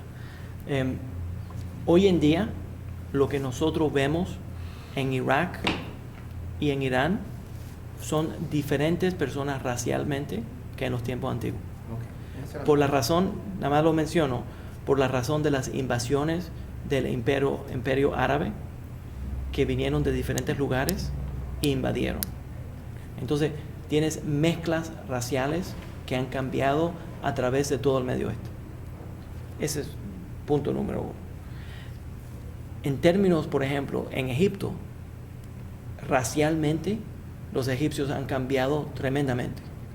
Sí. Y en uno de esos, lo sabemos que se han aclarado, la piel de ellos se ha aclarado por las invasiones de los árabes, de Saudi Arabia y los griegos, la apariencia de los egipcios ha cambiado. Antes de eso, en los tiempos antiguos, en los tiempos bíblicos, en los tiempos de Moshe, eran completamente africanos. No relajes. No. Yo conocí, Claro que yo conocí, sí. parecen hispanos. Claro que sí. Parecen hispanos. Pero te estoy No, diciendo no parecen racialmente. hispanos, eran negros. Racialmente, absolutamente. Era Eran negro. negros. Claro que sí. Yo no sé. Era negro. Claro que Yo sí. digo lo opuesto. La invasión, ¿no? Como cuando los españoles fueron Pero a piensa- colonizar en Sudamérica, cambiaron los indígenas. Claro que O sea, sí. claro, cambia la raza. Claro que sí, por la mezcla y van cambiando los tiempos, absolutamente. Pero lo sabemos, pero bíblicamente lo sabemos. Lo sabemos. ¿Por qué? Y te lo puedo comprobar. Y te puedo comprobar que los judíos eran prietos también. Yo lo puedo comprobar. Está en la Mishnah. Está en la Mishnah. En la Mishnah en Negaim está la descripción de lo que parecen los judíos. Pero sabemos que la razón que el faraón tenía miedo de que los judíos se iban a reunir con sus enemigos contra los egipcios era que ya existió una invasión de el Sudán, lo que hoy en día es el Sudán, que entró a Egipto y formaron su propio reinado como faraones. Entonces esa influencia que venía más del sur de Egipto tuvo una gran influencia racial. Y cuando vas y ves las pinturas que los egipcios hacían, están pintando personas prietas, no están pintando gente. Es verdad, en el museo ¿Entiendes? los egipcios Yeah. son morenos. Yeah. empujan. Y Moisés.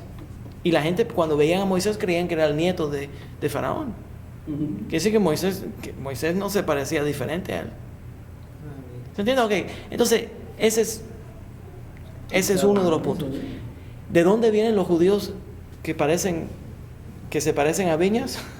¿O los judíos que tienen ojos azules y pelo rubio?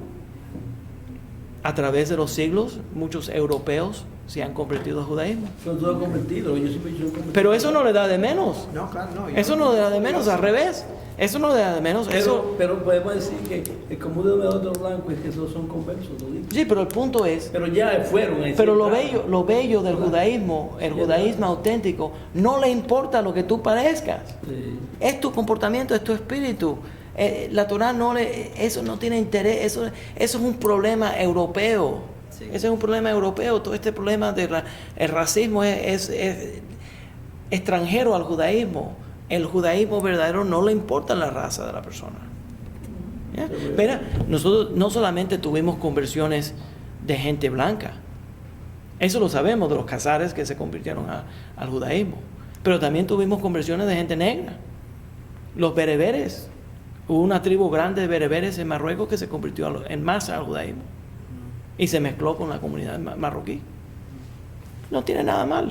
Eso es parte del plan divino.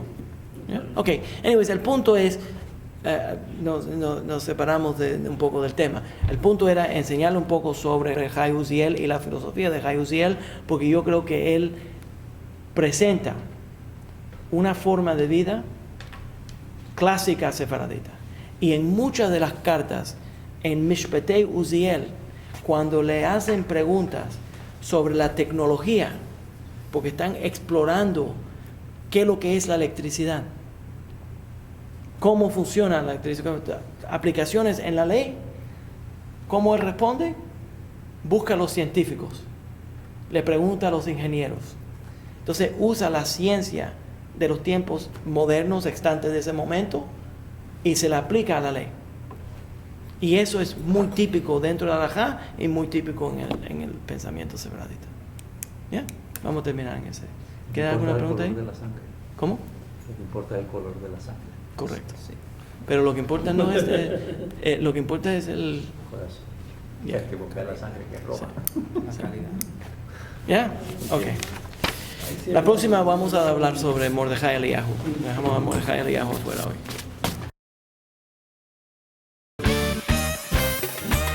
Cuando el Lincoln Park Jewish Center y el Centro de Estudios Judíos Torah de Met del 311 Central Park Avenue de Yonkers, New York, presentaron su programa Divrei Torah con el rabino Mani Viñas. Te invitamos a visitar nuestro sitio web www.toratropical.com. Shalom.